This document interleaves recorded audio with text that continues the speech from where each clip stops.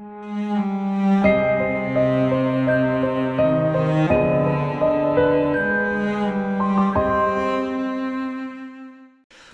let's look at the Vulcans. The Vulcans were up on the screen just a moment ago, and that's a race of aliens in the television show called Star Trek. First, I want to talk about the word Vulcan, okay? Vol, like I said, is not vol, but ball, bowl, bahal, okay? Just like volcano is not really with a V. It was originally with a B. It's the volcano. Because Khan means priest. So they were the priests of Baal. And Baal was the lord of light, the lord of fire, etc. So that's why we call volcanoes what they are called. They are the Vulcan. The Khan is the priest. Like leprechaun, the scaled priest. Right? So the Vulcans are representatives of the El race. Those who had Baal, which translates into the Lord, or Baal. Vulcans are sort of jokingly referred to as space elves in the Star Trek community.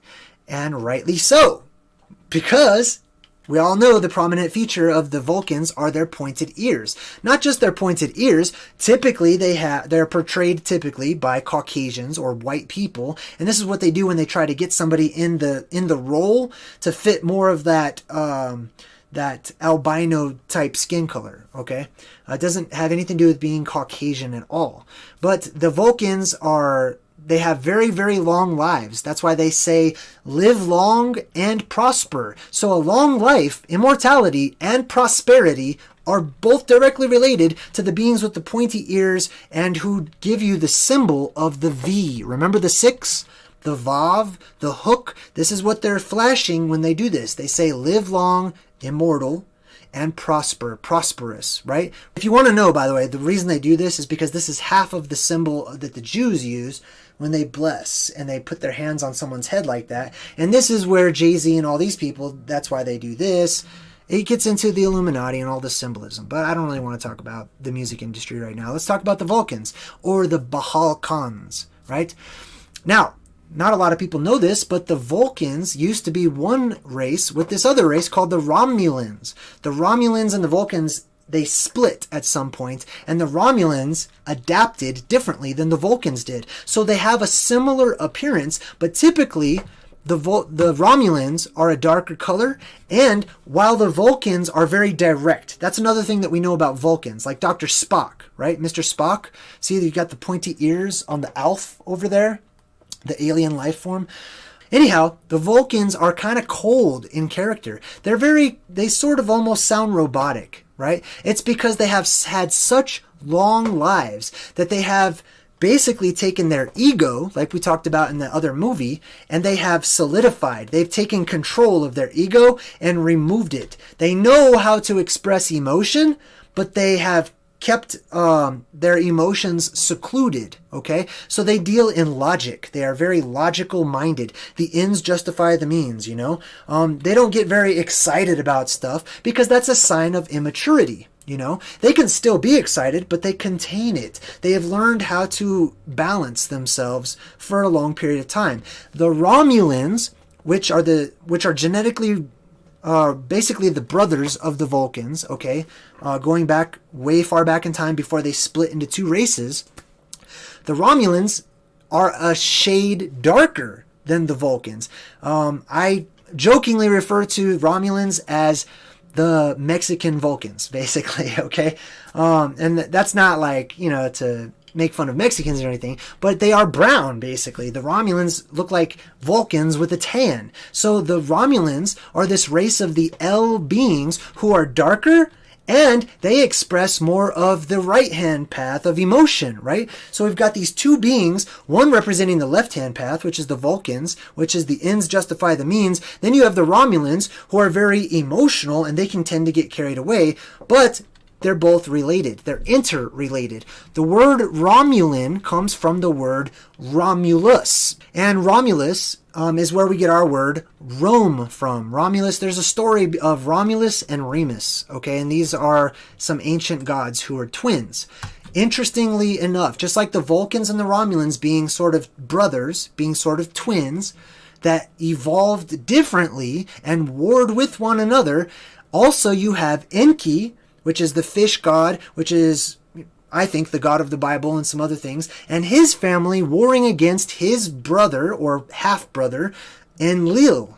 And these are the Anunnaki figureheads. They are the fathers of the Anunnaki, basically. In Star Trek, in the form of the Vulcans or the Bahal Khans and the Romulans, those of Rome, or Romulus, who is the twin brother to Remus. Rome, live long and prosper, say space elves. Another thing, by the way, about Romulans and Vulcans both, if they have these arched eyebrows. There's the arc again, right? And you'll see this in a lot of people who have gone through higher degrees of Freemasonry and the Illuminati. They will purposefully manipulate their eyebrows to sort of give them this high arch. Let's talk about one more race from the Star Trek world, which is Klingons. To cling onto something means to be hooked into it, to be attached to it, to be of something. So the word Klingon itself is a direct representation or name that implies hook. It is the hook race, okay? They cling onto things. They are attached to. And interestingly enough, the Klingons have a weapon. Their weapon is a hook. It's a double-sided huge hook, basically. A batla, I think it's called.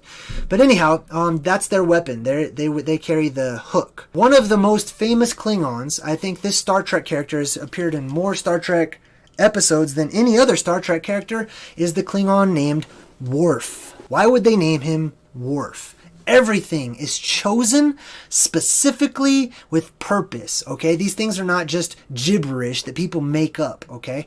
They have their roots in reality and history and fact. So, Worf sounds exactly like dwarf, right? The dwarven race. D and then dwarf. Svartalfs, the black elves, are the dwarves. Worf just happens to be played by a black guy. Just like the Vulcans are typically played by Caucasians, okay? Same type of deal. There are little breadcrumbs of truth that they're using in order to feed you back your reality as fantasy. Okay, here is a perfect example. This guy's name is Volk. Volk is the one you just saw. He is the exception. He is albino. He has ivory colored skin, and therefore he's sort of like hated by his fellow Klingon brothers or whatnot, right? Now, the interesting thing about Volk is that he calls himself the son of none, right? The son of none. Now, what an interesting way to refer to yourself as, right? We've got this albino sort of leader, rebel of the Klingons, and he calls himself the son of none. Let me tell you why that's so important. None can also be spelled N-U-N. None, right? Now, N-U-N is properly pronounced Nun, okay? Nun is a letter, also a number in these ancient old languages that are dead today. They are dead languages, essentially, okay? They're used by the dead or by the vampires. Nun, or being the son of none, means you are the son of Nun. Nun correlates to the number 50. Why is that important? Because the Anunnaki ranked themselves according to degrees of 10, okay? So the very lowest Anunnaki, or maybe 5s and 10s. Typically, if it was a variance of 5, it was designated for a female, okay? But you had somebody who had 10, 20, 30, 40, 50. Enlil, remember Enki and Enlil? Enki, his number was 40. His rank was 40. And that's why in the Bible you see a lot of 40 symbolism, like 40 days and nights, etc. Enki's number is 50. He was ranked one higher than his brother. So it's interesting to me that this albino-looking Klingon says, I am Volk, the son of none. Son of none. Basically, he's saying, I'm the son of Enlil. I am the rightful heir. And that's exactly what the new Star Trek is about. It's about Volk stepping up and saying, I'm going to lead these people. Oh, none can also mean 0, or I don't have a father. I don't have a prodigy. You know what I mean? I don't have a family. I don't have a mother and father. I'm the son of none, meaning the son of nobody. Now, how can you be the son of nobody, right?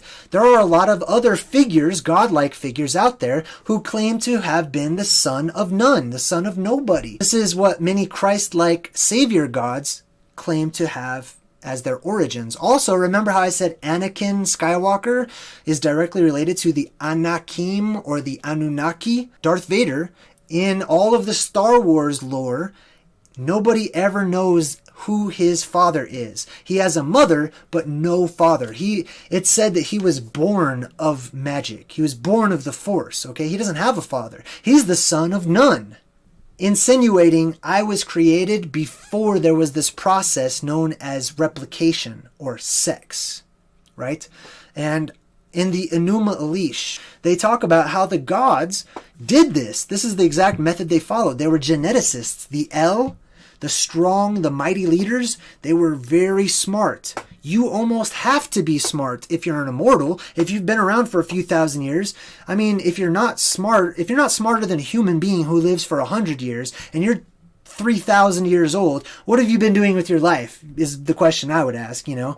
In the Enuma Elish, or the creation story from Nineveh, basically, it talks about how the gods, when they first created the human species, they were demigods. The first humans were part God. They had God genes, God DNA inside of them, and they were not born between sexual intercourse from the gods. So when they first started creating humans, it wasn't sexual, it was just creation. They would inseminate one of the female gods, who became known as the carriers of life, you know, the originators of life. They're the ones who carried the baby to term after they were inseminated. Well, this got kind of old, and the female gods were like, you need to change this. I'm not trying to be pregnant all the time. You know, I'm obviously joking, but what they did is they enabled their creation to have intercourse and to self-replicate. So to say I am the son of none also insinuates I am from a time before there was a such thing as sex. Oh, and this guy over here, check it out. He's got 2 horns. I want to point this out, right? This shows his rank. However many horns these gods had, it shows you what rank they were, and therefore who they were. So if you see a godlike being with 4 horns coming out of his head, each horn represents 10. Okay, so if you have 4 horns, that represents Enki. 5 horns represents 50 or Enlil, and so on and so forth. 6 horns would be Anu, their father.